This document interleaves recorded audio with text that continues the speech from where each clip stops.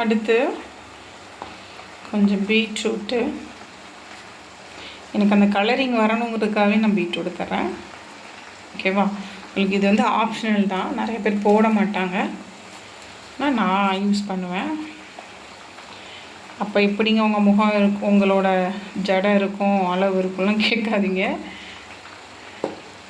ஏன்னா hair pack போடும்போது இருக்கும். ஹேர் பேக் போடும்போது அந்த பேக்கில் ஒரு நாள் வந்து கேரட் இருக்கும், ஒரு நாள் வந்து பீட்ரூட் இருக்கும்.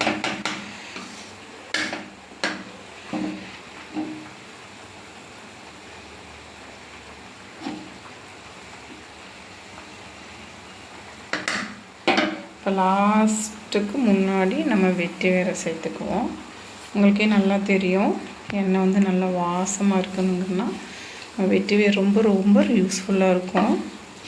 நான் ஏற்கனவே சொன்ன மாதிரி தான், நீங்கள் நாட்டு மருந்து கடையில் உங்களுக்கு அது வந்து ஒரு பொருளாக கிடைக்குதுன்னா நீங்கள் தாராளமாக வாங்கிக்கலாம். அப்படி இல்லை அப்படின்னா நீங்கள் வந்து ஆன்லைனில் கூட பர்ச்சேஸ் பண்ணிக்கலாம்.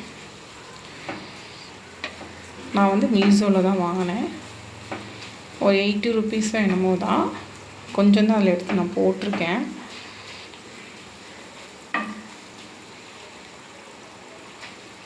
ஓகேவா?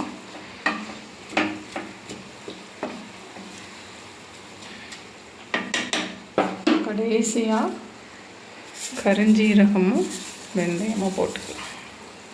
உங்களுக்கே தெரியும், கருஞ்சீரகம் ரொம்ப ரொம்ப நல்லது.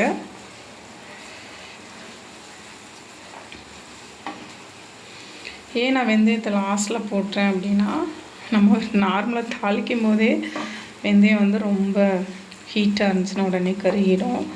அதனால தான் நான்